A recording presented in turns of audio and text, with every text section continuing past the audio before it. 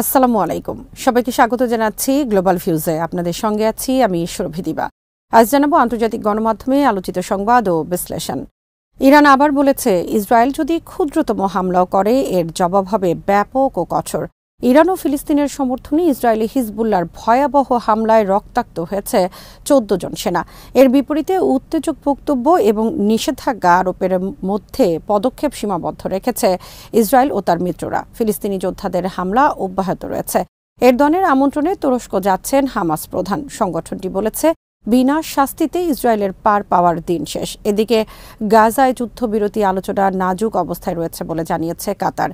আল মায়াদিনের খবরে বলা হয়, লেবাননের প্রতিরোধ আন্দোলন হিজবুল্লাহর যোদ্ধারা ইসরায়েলের একটি সেনা অবস্থানে ড্রোন ও ক্ষেপণাস্ত্র হামলা চালিয়েছে। এতে অন্তত ১৮ জন আহত হন, যার মধ্যে কয়েকজনের অবস্থা আশঙ্কাজনক। বুধবার হিজবুল্লাহর যোদ্ধারা ইসরায়েলের একটি গোয়েন্দা কেন্দ্র লক্ষ্য করে এই হামলা চালান। ইসরায়েলি বাহিনীর মুখপাত্র জানিয়েছেন, হিজবুল্লাহর এই হামলায় ১৪ জন সেনা আহত হয়েছেন, যার মধ্যে ৬ জনের অবস্থা গুরুতর। ইসরায়েলি গণমাধ্যম দাবি করেছে, হিজবুল্লাহর হামলায় কয়েকজন বেসামরিক নাগরিকও আহত হন। ইসরায়েলের ওয়াল্লা নিউজ ওয়েবসাইট বলেছে, কোনো ধরনের সতর্কবার্তা ছাড়াই অত্যন্ত পরিকল্পিতভাবে এই হামলা চালানো হয়। তবে কোথা থেকে এই হামলা হয়েছে ইসরায়েলি সামরিক বাহিনী তা নিশ্চিত করতে পারেনি। এই হামলা সম্পর্কে হিজবুল্লাহ এক বিবৃতিতে বলেছে, গাজায় ইসরায়েলের বর্বর আগ্রাসনের প্রতিবাদে এবং ফিলিস্তিনিদের প্রতি সংহতি জানিয়ে তাদের যোদ্ধারা উত্তর ইসরায়েলের একটি সামরিক ঘাঁটিতে হামলা করেন।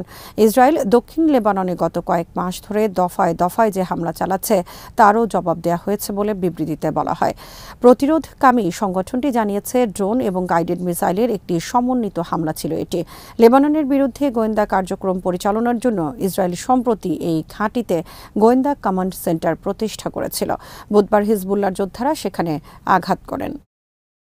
গাজা যুদ্ধের ১৯৪তম দিনে ফিলিস্তিনের বেশ কয়েকটি সংগঠন গাজা ইসরায়েলি বাহিনীর বিরুদ্ধে তীব্র প্রতিরোধ গড়ে তোলে।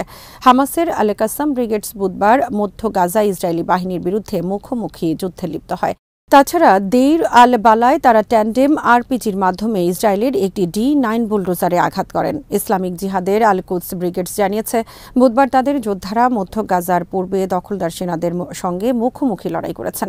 তাদের মিলিটারি মিডিয়া বলেছে, অ্যাসল্ট রাইফেল এবং অ্যান্টি আর্মার অস্ত্রে সজ্জিত যোদ্ধারা সেখানে ইসরায়েলের সাঁজোয়া ও পদাতিক বাহিনীকে প্রতিহত করেন। এদিন আল আকসা মর্টার্স ব্রিগেডের যোদ্ধারা দেইর আল বালায় লার্জ ক্যালিবার মর্টার শেল দিয়ে দখলদার বাহিনীর বিভিন্ন গ্রুপের ওপর হামলা চালান। এদিকে উত্তর গাজা ইসরায়েলের নেভাল জিকিম সামরিক ঘাঁটিতে রকেট হামলা চালায় আল নাসের সালাহ আল দিন ব্রিগেডস। দখলদার সেনাদের উপর রকেট হামলার ফুটেজও প্রকাশ করেছেন তারা।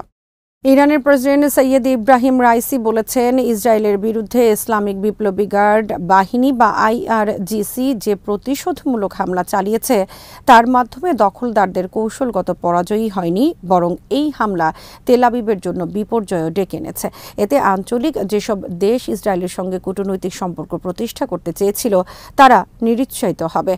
বুধবার জাতীয় সশস্ত্র বাহিনী দিবস উপলক্ষে আয়োজিত অনুষ্ঠানে প্রেসিডেন্ট রাইসি বলেন, ইরানি প্রতিক্রিয়ার পর ইসরায়েল যদি ক্ষুদ্রতম হামলাও করে এর জবাব হবে ব্যাপক ও কঠোর। এ সময় তিনি বলেন, কিছু দেশ ইসরায়েলের সঙ্গে সম্পর্ক স্বাভাবিক করতে চেয়েছিল, কিন্তু তারা এখন নিজেদের জনগণের কাছে অপমানিত। রাইসি বলেন, আমাদের সশস্ত্র বাহিনী পুরো অঞ্চলে নিরাপত্তা, শান্তি এবং সার্বভৌমত্ব নিশ্চিত করেছে এবং তারা পুরোপুরি আত্মনির্ভরশীল। তিনি বিদেশি শক্তির উপর নির্ভর না করে নিজেদের সক্ষমতার উপর নির্ভর করার জন্য আঞ্চলিক ও মুসলিম দেশগুলোর প্রতি আহ্বান জানান। রাইসি বলেন, ইরান অপারেশন ট্রু প্রমিস এর মাধ্যমে ইসরায়েলের অপরাজেয় থাকার মিথ ভেঙে দিয়েছে এবং প্রমাণ করেছে দখলদারি শক্তি মাকড়সার জালের মতো। একই অনুষ্ঠানে দেশটির বিমান বাহিনী কমান্ডার ব্রিগেডিয়ার জেনারেল হামিদ ভাহেদি বলেন, ইরানের হাতে থাকা রাশিয়ার সুখোই 24 যুদ্ধ বিমান সহ অন্যান্য বিমান ইসরায়েলি হামলা মোকাবেলায় 100% প্রস্তুত রয়েছে। তিনি বলেন, যে কোনো ধরনের পরিস্থিতি মোকাবেলায় আকাশ প্রতিরক্ষা ব্যবস্থা এবং বোমারু বিমান সহ সব ক্ষেত্রেই আমাদের পূর্ণ প্রস্তুতি রয়েছে। ইরানের আইন বিষয়ক ডেপুটি প্রেসিডেন্ট মোহাম্মদ দেহকান বলেছেন, সম্প্রতি ওমান সাগর থেকে ইসরায়েলের মালিকানাধীন যে জাহাজ আটক করা হয়েছে তা প্রতিশোধমূলক পদক্ষেপের অংশ হিসেবেই করা হয়েছে। বুধবার ইরানের মন্ত্রিসভা বৈঠকের অবকাশে তিনি সাংবাদিকদের একথা বলেন। কয়েকদিন আগে আইআরজিসির স্পেশাল নেভাল ফোর্স ইসরায়েলি মালিকানাধীন MSC RES নামে একটি কার্গো জাহাজ আটক করে ইরানের জলসীমায় নিয়ে যায়। দেহকান বলেন, ইসরায়েল সরকারের বিভিন্ন কার্যক্রম ইরানকে এই পদক্ষেপ নিতে বাধ্য করেছে। ডেপুটি প্রেসিডেন্ট জানান, ইসরায়েল ইরানি কনসুলেটে যে হামলা চালিয়েছে তার বিরুদ্ধে কোনো আইনগত পদক্ষেপ নেওয়ার কথা ভাবছে না তেহরান। আল মনিটর জানিয়েছে, ইরান ইসরায়েল তীব্র উত্তেজনার মধ্যে তুর্কি প্রেসিডেন্টের আমন্ত্রণে হামাস প্রধান ইসমাইল হানিয়া শনিবার তুরস্ক সফরে যাচ্ছেন। সফরকালে তিনি রিসেপ তাইয়িপ এরদোয়ানের সঙ্গে বিভিন্ন বিষয় নিয়ে আলোচনা করবেন। পশ্চিমা সামরিক জোট ন্যাটোর সদস্য হলেও গাজায় ইসরায়েলি হামলার কট্টর সমালোচক তুরস্ক। গত অক্টোবরে গাজা যুদ্ধ শুরুর পর থেকে শক্তভাবে ফিলিস্তিনের পক্ষে অবস্থান নিয়েছেন এরদোয়ান। এছাড়া প্রায় প্রতিদিন ইসরায়েল ও দেশটির প্রধানমন্ত্রীর বিরুদ্ধে বক্তব্য দিচ্ছেন তিনি।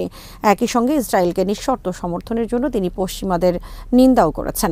পাশাপাশি তেল আবিবের ওপর বাণিজ্য নিষেধাজ্ঞা আরোপ করেছে আঙ্কারা। বুধবার তুর্কি পার্লামেন্টে নিজের দল AK পার্টির এমপিদের উদ্দেশ্যে এরদোয়ান বলেন, আমি শনিবার হামাসের নেতা ইসমাইল হানিয়াকে ইস্তানবুলে স্বাগত জানাবো। আমরা বেশ কয়েকটি বিষয় নিয়ে আলোচনা করব। 7 অক্টোবর গাজা যুদ্ধ শুরুর পর এটি হবে হামাস প্রধানের প্রথম ইস্তানবুল সফর। এদিকে দোহায় তুর্কি পররাষ্ট্রমন্ত্রী হাকান ফিদান গাজায় মানবিক সহায়তা, যুদ্ধবিরতির প্রচেষ্টা ও জিম্মিদের মুক্তি নিয়ে আলোচনার জন্য হামাস নেতা হানিয়ার সঙ্গে বৈঠক করেছেন। পরে এক বিবৃতিতে হামাস বলেছে, তারা যুদ্ধবিরতি আলোচনা এবং এর শর্ত নিয়ে তাদের মতামত জানিয়েছেন। এরপর কাতারের প্রধানমন্ত্রী ও পররাষ্ট্রমন্ত্রী শেখ মোহাম্মদ বিন আব্দুল রহমান আল থানির সঙ্গে এক সংবাদ সম্মেলনে ফিদান বলেন, ইরান ইসরায়েল উত্তেজনার মধ্যে একটি বৃহত্তর আঞ্চলিক সংঘাতের ঝুঁকি রয়েছে। যেসব দেশ ইসরায়েলকে সমর্থন করছে তাদের অবস্থান সংশোধন করা উচিত।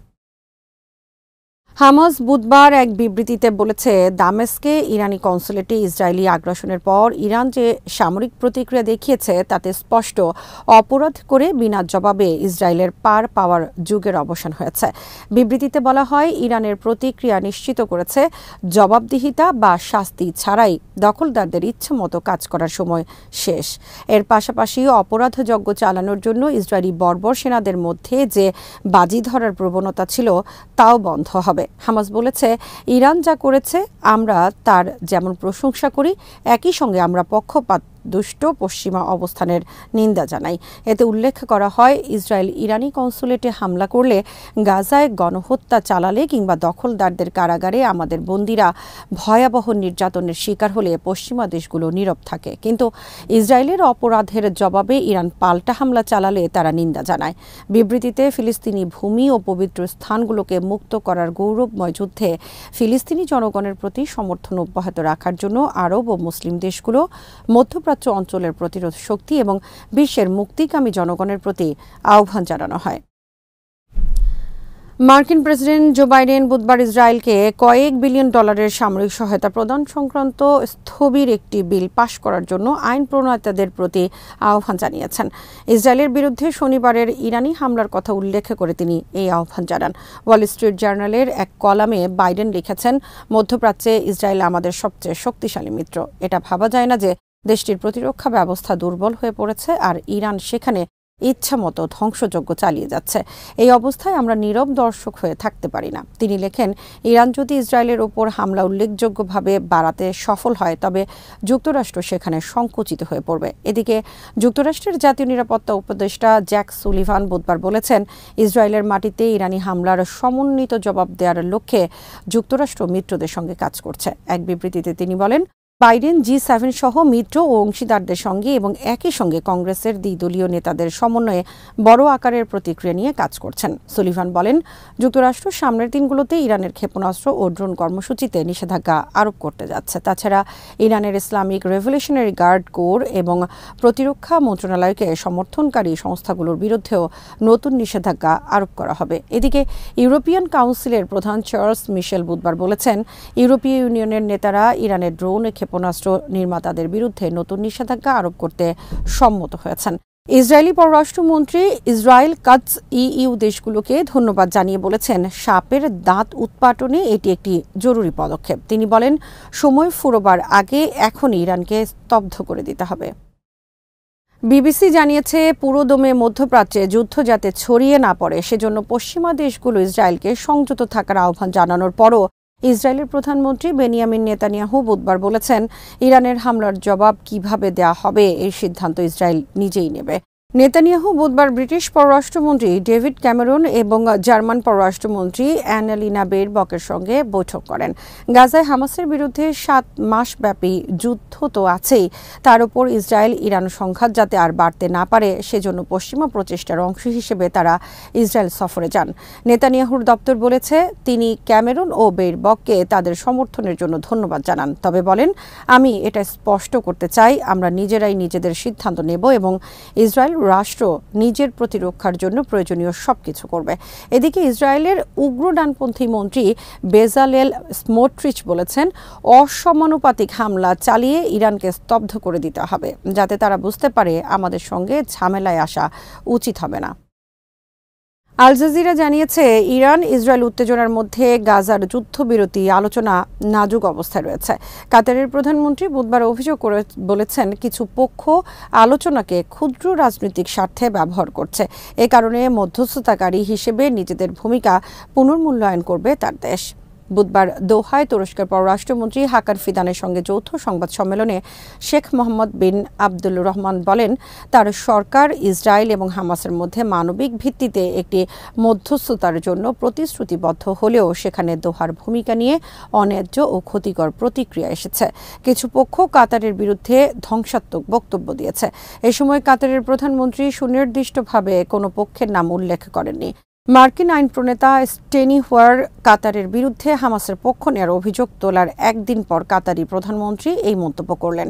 স্টেনি আরও বলেছিলেন, দোহা যদি ইসরায়েলের উত্থাপন করা যুদ্ধবিরতি প্রস্তাব গ্রহণে হামাসের উপর চাপ প্রয়োগ না করে, তাহলে যুক্তরাষ্ট্র কাতারের সঙ্গে সম্পর্ক পুনর্মূল্যায়ন করবে। এর আগে রোমানিয়ার প্রধানমন্ত্রীর সঙ্গে এক সংবাদ সম্মেলনে কাতারের প্রধানমন্ত্রী মধ্যস্থতায় অঘোষিত বাধার কথা উল্লেখ করে বলেছিলেন, যুদ্ধবিরতি আলোচনা এখন নাজুক পর্যায়ে রয়েছে।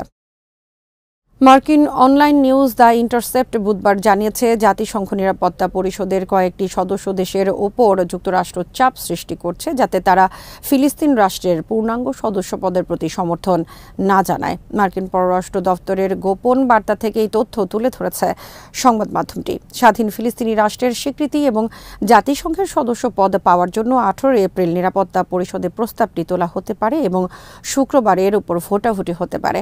আরব দেশগুলোর প্রতিনিধি হিসেবে আলজেরিয়া এই প্রস্তাব তুলবে। এই গোপন বার্তায় বলা হয়, নিরাপত্তা পরিষদের সদস্য দেশগুলো যদি ফিলিস্তিনের পূর্ণাঙ্গ সদস্য পদের বিরোধিতা করে, তাহলে যুক্তরাষ্ট্রের আর ভেটো দেওয়ার প্রয়োজন হবে না। মার্কিন বার্তায় বলা হয়, আমরা আপনাদের প্রতি আহ্বান জানাচ্ছি, জাতিসংঘ নিরাপত্তা পরিষদে ফিলিস্তিন রাষ্ট্রের পূর্ণাঙ্গ সদস্য পদের জন্য সম্ভাব্য প্রস্তাবে সমর্থন দেবেন না। আগামী কয়েকদিনের মধ্যে নিরাপত্তা পরিষদে এই প্রস্তাব উত্থাপন করা হতে পারে বলে ধারণা করা হচ্ছে। যে দেশগুলোকে ফিলিস্তিন রাষ্ট্রের মর্যাদা প্রত্যাখ্যান করার জন্য ঐক্যবদ্ধ করা হচ্ছে, তাদের মধ্যে রয়েছে নিরাপত্তা পরিষদের বর্তমান সভাপতি মাল্টা। বিশেষ করে ইকুয়েডরকে এর বিরোধিতা করার জন্য মাল্টা এবং ফ্রান্স সহ অন্য দেশগুলোর কাছে লবিং করতে বলা হচ্ছে। 2011 সাল থেকে ফিলিস্তিন জাতিসংঘের পূর্ণাঙ্গ সদস্যপদ পাওয়ার চেষ্টা করে আসছে, কিন্তু মার্কিন বাধার কারণে তা আজ পর্যন্ত হয়নি। বর্তমানে ফিলিস্তিন জাতিসংঘের পর্যবেক্ষক সদস্য।